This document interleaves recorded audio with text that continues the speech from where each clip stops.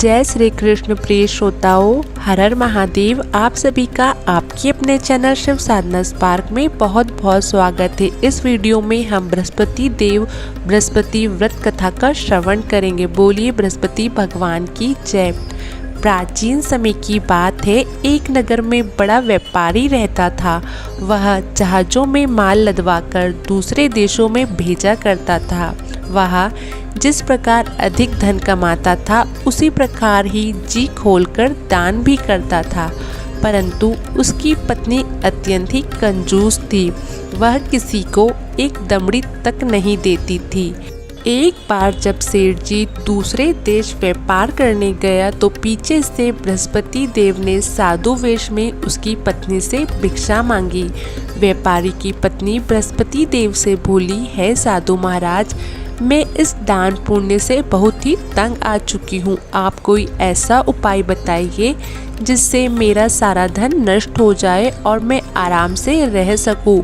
मैं यह धन लुटाता हुआ नहीं देख सकती। बृहस्पति देव ने कहा, हे देवी, तुम बड़े ही विचित्र हो।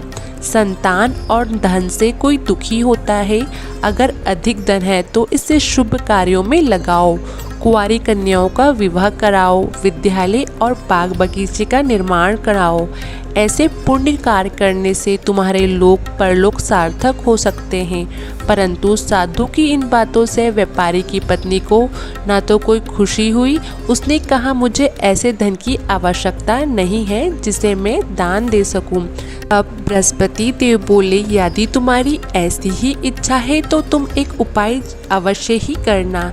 7 बृहस्पतिवार घर को गोबर से लीपना, अपने केशों को पीली मिट्टी से धोना, केशों को धोते समय स्नान करना, व्यापारी से कहना हजामत बनवाना, भोजन में मांस मदिरा खाना, कपड़े अपने घर धोना। ऐसे करने से तुम्हारा सारा ही धन नष्ट हो जाएगा।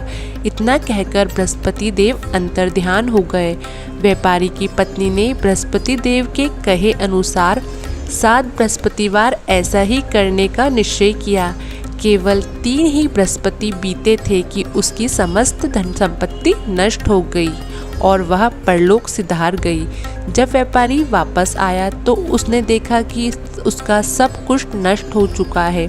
उस व्यापारी ने अपनी पुत्री को संतावना दी और दूसरे नगर में जाकर बस गया। वहाँ जंगल से लकड़ी काट कर लाता और शहर में बेचता। इस तरह वह अपना जीवन व्यतीत करने लगा। एक दिन उसकी पुत्री ने दही खाने की इच्छा प्रकट की, लेकिन व्यापारी के पास दही खरीदने के पैसे नहीं थे। वह अपनी पुत्री को आश्वासन देकर जंगल में लकड़ी काटने चला गया। वहाँ एक वृक्ष के नीचे बैठ अपनी पूर्व दशा पर विचार करने लगा और रोने लगा। उस दिन बृहस्पतिवार था। तभी वहाँ बृहस्पति देव साधु के रूप में सेठ के पास आए और बोले, हे मनुष्य, तू इस जंगल में किस चिंता में बैठा है? तब व्यापारी बोला, हे महाराज, आप सब कुछ जानते हो। इतना कहकर व्यापारी अपनी कहानी सुनाकर रो पड़ा। बृहस्पति देव बोले, हे बेटा, देखो, तुम्हारी पत्नी ने बृहस्पति देव का अपमान किया था। इसी कारण तुम्हारी यह दशा, ऐसा हाल हो गया है। लेकिन अब तुम किसी प्रकार की चिंता मत करो। तुम गुरुवार के दिन बृहस्पति देव का पाठ करो। 2 पैसे के चने और गुड़ को लाकर जल के लोटे में शक्कर डालकर वह अमृत और प्रसाद अपने परिवार के सदस्यों और कथा सुनने वालों में बांटो। स्वयं भी प्रसाद और चन्ना अमृत लो। भगवान तुम्हारा अवश्य कल्याण करेंगे। साधु की बात सुनकर व्यापारी बोला, महाराज, मुझे तो इतना भी नहीं बचता कि मैं अपनी पुत्री को दही लाकर दे सकूं। इस पर साधु जी बोले, तुम लकड़ियां शहर में बेचने जाना। तुम्हें लकड़ियों के दाम पहले से चुगने मिलेंगे, जिससे तुम्हारे सारे कार्य सिद्ध हो जाएंगे। उसने लकड़ी काटी और शहर में बेचने के लिए चल पड़ा। उसकी लकड़ियाँ अच्छे दाम में बिक गई, जिससे उसने अपनी पुत्री के लिए दही लिया और गुरुवार की कथा हेतु चना गुड़ लेकर कथा की और प्रसाद बांटकर स्वयं भी खाया। उसी दिन से उसकी सभी कठिनाइयाँ दूर होने लगी। परंतु अगले बृहस्पतिवार को वह कथा करना भूल गया। अगले दिन वह राजा के एक बड़े यज्ञ का आयोजन कर पूरे नगर के लोगों के लिए भोज का आयोजन किया। राजा की आज्ञा अनुसार पूरा नगर राजा के महल में भोजन करने गया, लेकिन व्यापारी व उसकी पुत्री तनिक विलंब से पहुँचे। अतः उन दोनों को राजा के महल में ले जाकर भोजन कराया। जब वे दोनों लौटकर आए तब रानी ने देखा कि उसका खूंटी पर टंगा हार गायब है। रानी को व्यापारी और उसकी पुत्री पर संदेह हुआ कि उसका हार उन दोनों ने ही चुराया है। राजा की आज्ञा से उन दोनों को कारावास की कोठरी में कैद कर दिया गया। कैद में पड़कर दोनों अत्यंत दुखी हुए। उन्होंने बृहस्पति देवता का स्मरण किया। बृहस्पति देव ने प्रकट होकर कहा, व्यापारी को उसकी भूल का आभास कराया और उन्होंने सलाह दी कि गुरुवार के दिन कैद खाने के दरवाजे पर तुम्हें 2 पैसे मिलेंगे। उनसे तुम चना और मनुक्का मंगवाकर विधि पूर्वक बृहस्पति देवता का पूजन करना, तुम्हारे सब दुख दूर हो जाएंगे। बृहस्पतिवार को कैद खाने के द्वार पर उन्हें 2 पैसे मिले। बाहर सड़क पर एक स्त्री जा रही थी। व्यापारी ने उसे बुलाकर गुड़ और चने लाने को कहा। इस पर वह स्त्री बोली, मैं अपनी बहू के लिए गहने लेने जा रही हूँ, मेरे पास समय नहीं है।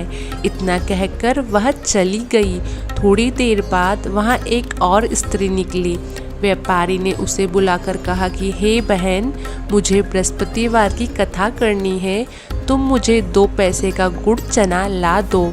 बृहस्पति देव का नाम सुनकर वह स्त्री बोली, भाई मैं तुम्हें अभी गुड़ और चना लाकर देती हूँ। मेरा इकलौता पुत्र मर गया है, मैं उसके लिए कफन लेने जा रही थी, लेकिन मैं पहले तुम्हारा काम करूँगी, उसके बाद अपने पुत्र के लिए कफन लाऊंगी। वह स्त्री बाजार से व्यापारी के लिए गुड़ चना ले आई और स्वयं ही बृहस्पति देव की कथा सुनी। कथा के समाप्त होने पर वह स्त्री कफन लेकर अपने घर गई। घर पर लोग उसके पुत्र की लाश को राम नाम सत्य है कहते हुए शमशान ले जाने लगे, तैयारी कर रहे थे। स्त्री बोली, मुझे अपने लड़के का मुख देख लेने दो। अपने पुत्र का मुख देखकर उस स्त्री ने उसके मुंह में प्रसाद और चरना अमृत डाला। प्रसाद और चरना अमृत के प्रभाव से वह पुनः जीवित हो गया। पहली स्त्री जिसने बृहस्पति देव का निरादर किया था, वह जब अपने पुत्र के विवाह हेतु पुत्र वधू के लिए गहने लेकर लौट रही थी, जैसे ही उसका पुत्र घोड़ी पर बैठकर निकला, वैसे ही घोड़ी ने ऐसी उछाल मारी कि वह घोड़ी से गिरकर मर गया। यह देख स्त्री रो रो कर बृहस्पति देव से क्षमा याचना करने लगी। उस स्त्री की याचना से बृहस्पति देव साधु वेश में वहां पहुंचकर कहने लगे, देवी तुम्हें अधिक विलाप करने की आवश्यकता नहीं है। यह बृहस्पति देव का अनादर करने के कारण हुआ है। तुम वापस जाकर मेरे भक्त से क्षमा मांगकर कथा सुनो, तभी तुम्हारी मनोकामना पूर्ण होगी। जेल में जाकर उस स्त्री ने व्यापारी से माफ़ी मांगी और कथा सुनी। कथा के उपरांत वह प्रसाद और चरना अमृत लेकर अपने घर वापस गई।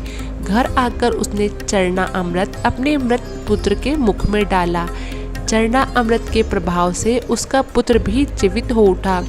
उसी रात बृहस्पति देव राजा के सपने में आए और बोले, हे राजन, तूने जिस व्यापारी और उसकी पुत्री को जेल में कैद कर रखा है वह बिल्कुल निर्दोष है। तुम्हारी रानी का हार वहीं खूंटी पर टंगा है। दिन निकला तो राजा रानी ने खूंटी पर हार लटका हुआ देखा।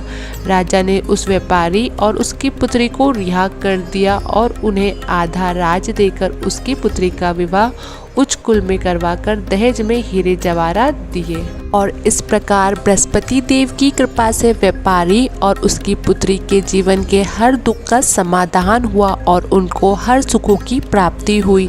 ठीक इसी प्रकार जो इस कथा का रसपान करता है उनके जीवन में भी हर सुख की प्राप्ति होती है और भगवान बृहस्पति देव उनकी हर मनोकामना पूर्ण करते हैं। ये श्रोताओं कमेंट सेक्शन में जय बृहस्पति देव अवश्य लिखे। भगवान आपकी भी हर मनोवांछित इच्छा पूर्ण करेंगे और आपको भी हर सुख की प्राप्ति होगी।